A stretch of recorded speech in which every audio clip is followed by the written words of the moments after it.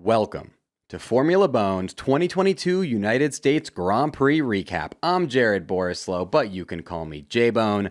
On this episode, I will be recapping the biggest storylines from the race weekend, as well as discussing my experience attending all 3 days of it. Let's get into it, folks. J-Bone!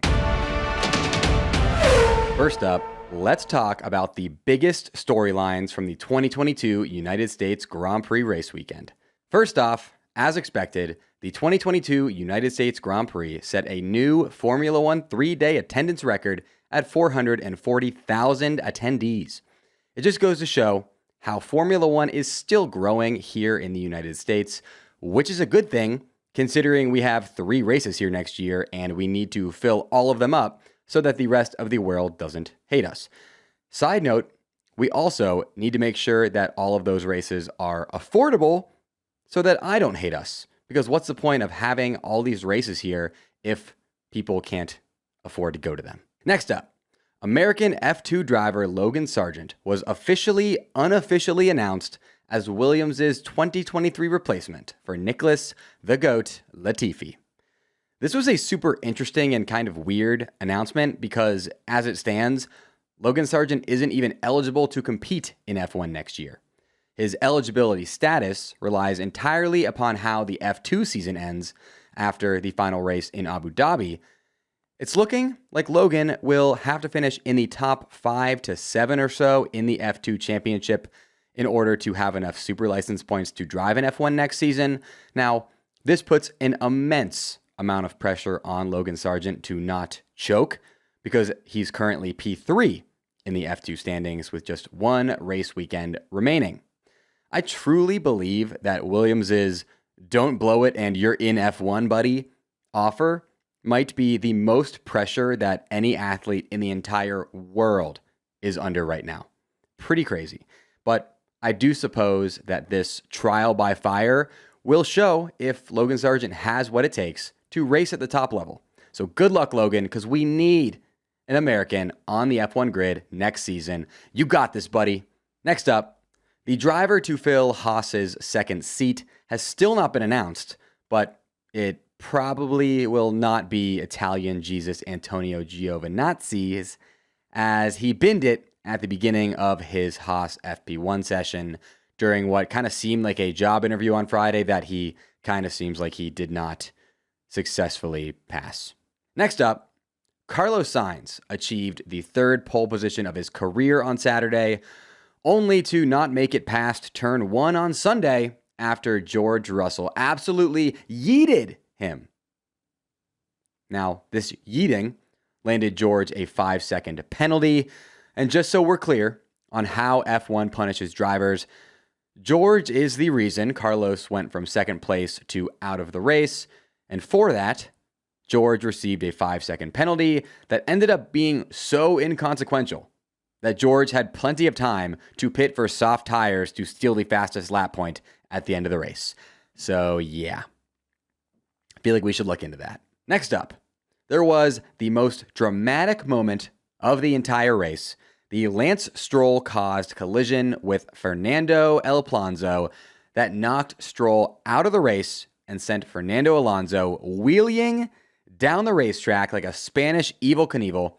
Stroll was deemed to be predominantly at fault and has been given a 3-place grid penalty for Mexico, while Alonso somehow kept his car in the race and ended up finishing an astonishing P7 after wheeling. Now, that P7 was before a Haas protest after the race dropped him out of the points for now. You see, Haas was mad that Alonso was not shown the black and orange meatball flag on account of his right mirror falling off, while, of course, K-Mag has been shown that flag multiple times this season for less egregious damage. This started a whole protest avalanche that's still tied up in FIA litigation, where Haas protested, then Alpine protested the protest, and then now there's like a protest of the protest of the protest. It's crazy, and we will know this Thursday, or at least we should know this Thursday, whether or not Alonso's penalty will stand. Really kind of hope it does not, because going from wheeling to P7 is like an all-time drive.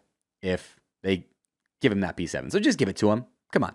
Next, there was the second most dramatic moment of the race, Max's bad pit stop, which happened right in front of me and was incredibly anxiety-inducing to watch in person.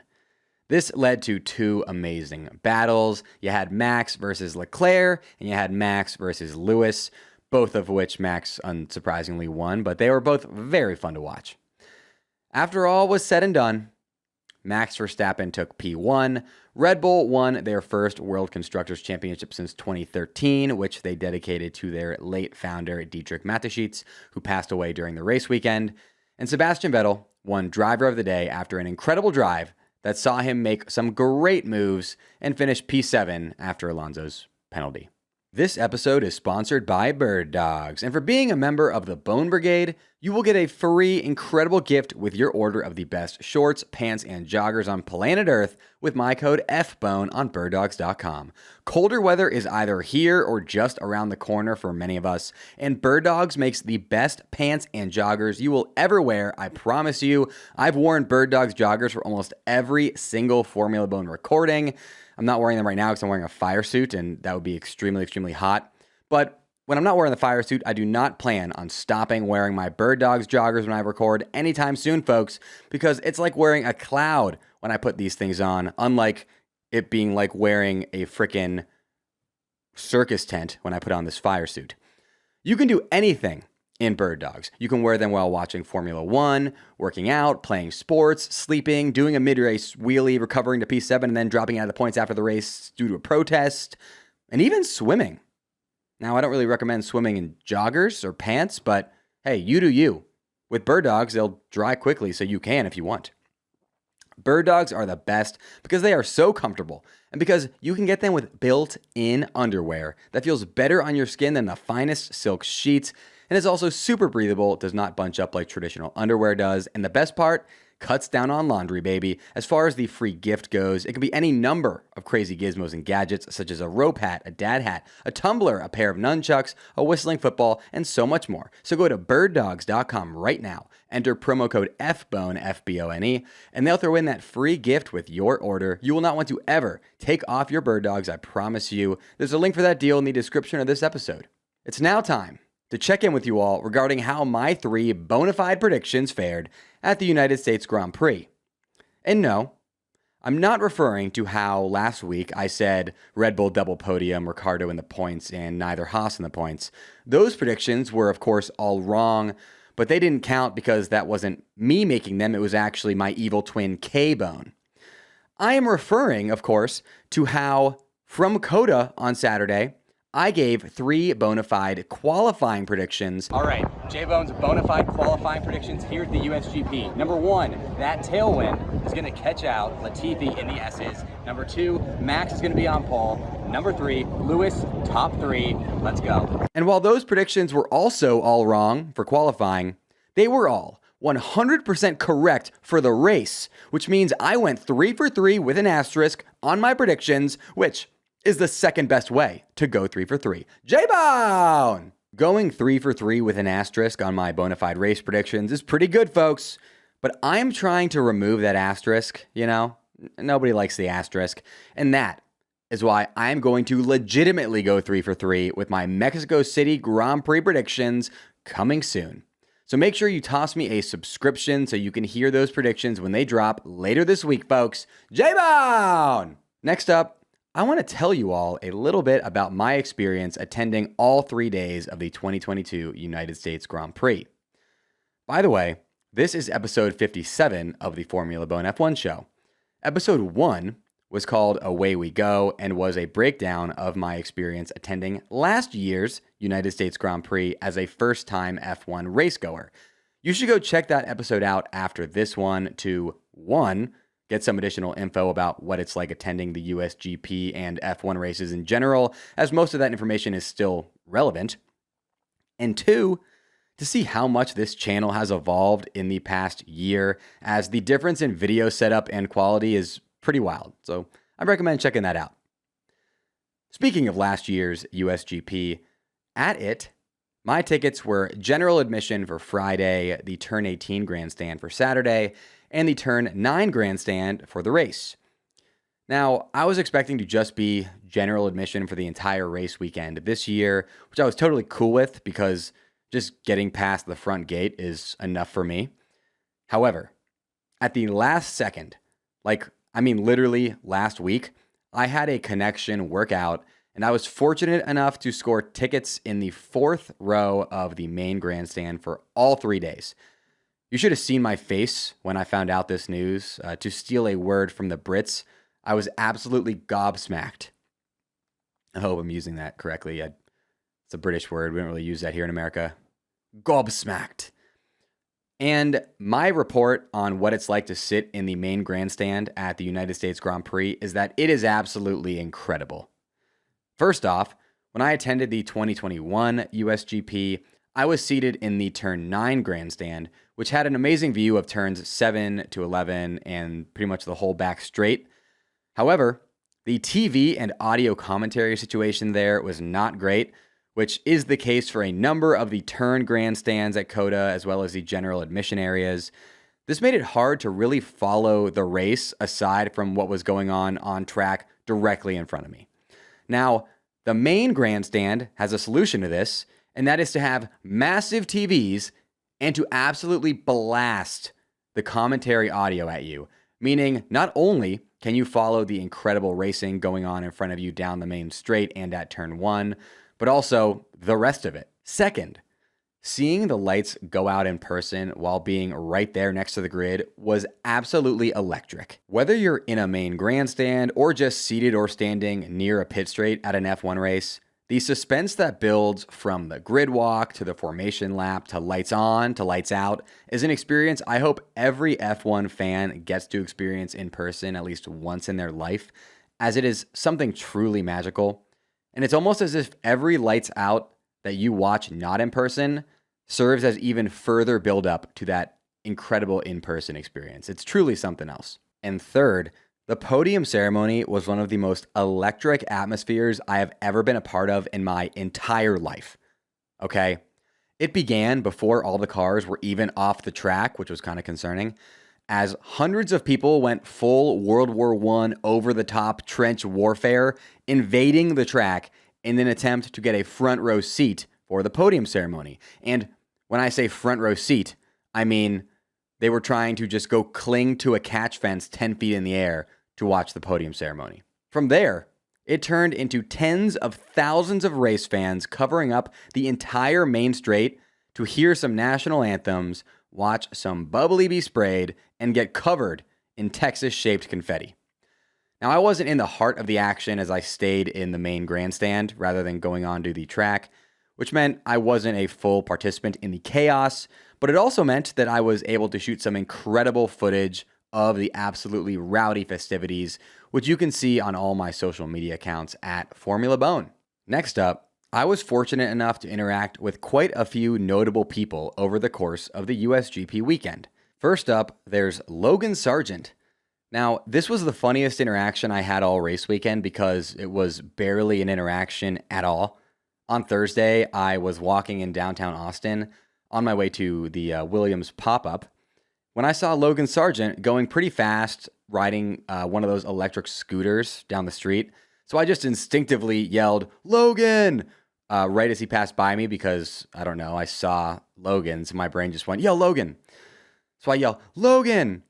as he's passing by me. So he's like behind me at this point, and as he turned his head around to see who was calling his name, I thought, "J-Bone, you're an idiot. Why are you distracting Logan while he is scootering? What if he crashes and then can't compete in FP1 tomorrow and you ruin his career and the hopes and dreams of American F1 fans everywhere as well?" So essentially, me and Logan Sargent made eye contact for like a millisecond, and then I instantly turned my head away so that I wasn't distracting him, and then that was it. I'm sure he remembers our interaction fondly. Next up, there was F1's most famous impressionist, Connor Moore, who I ran into on the street on Friday night. He had a big weekend making hilarious content with Mercedes and Carlos Sainz and more, no pun intended there with his last name. He was super nice and humble during our very brief exchange, and I snapped a quick selfie with him as well because I was in full fanboy mode. Then, there was my encounter with the king of car social media, Daniel Mack, who I ran into on my way out of COTA on Friday. I believe my opening words to him were, "Daniel Mack, I'm a TikToker too, just significantly smaller than you." He was incredibly nice and gave me way more time than he needed to, considering he was there doing work with Lenovo. I also briefly met viral king Frankie LaPena, and yes, that dump truck is even dump truckier in person. And as many of you already saw on social media, I also spend some time hanging out with the Red Flags podcast team in what many people are calling one of the greatest F1 content crossovers of all time. Additionally, here are just some general thoughts that I had after attending the 2022 United States Grand Prix. It was significantly easier to get to and from COTA for this year's USGP compared to last year's, which is saying a little, but not really that much. And if you're thinking to yourself, well, hey J-Bone, I attended this year's USGP and it was not that easy getting to and from the race. To that, I respond, you must not have seen how bad it was last year, because it was very bad, and to their credit, it got at least a little bit better.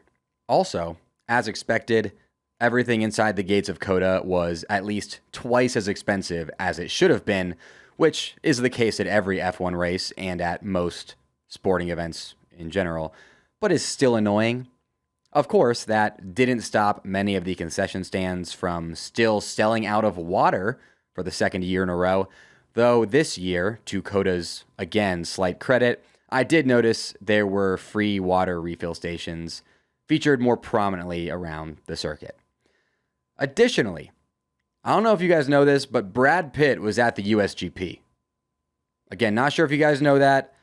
I did spot him there. I should probably sell the picture I took to TMZ. I bet I could make bank because I think I'm the only person who even knew he was there.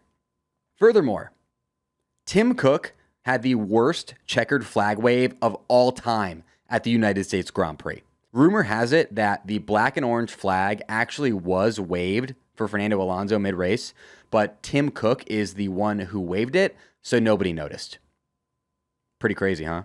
And finally, when it comes to my clear-cut number one highlight of the 2022 USGP weekend, it actually has nothing to do with the event itself at all. Because the highlight of my weekend was undoubtedly getting to meet dozens and dozens and dozens of Formula BONE fans, every single one of whom was an absolute delight to interact with, and I really, truly mean that.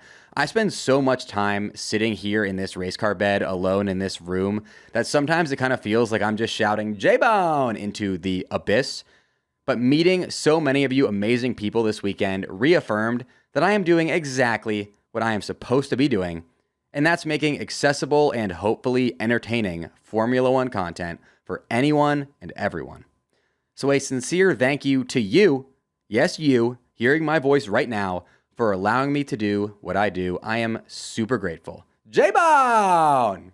That's it for today's episode. If you want to support Formula BONE and are able to, I'd really appreciate it if you bought a piece of Formula BONE merch, available now on bolenmedia.com/shop. I've placed a link to the Formula BONE shop in the description of this episode. And if you're looking for a free way to support Formula BONE, just toss the YouTube video of this episode a like and my YouTube channel a subscription so that the YouTube algorithm likes J-Bone more. For Formula BONE updates between now and my Mexico City Grand Prix preview episode later this week, you can join over 850 members of the Bone Brigade in the Formula BONE Discord server via the invite link in the description of this episode.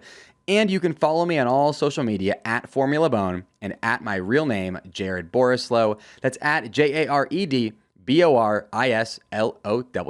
Until next time, folks, J-Bone!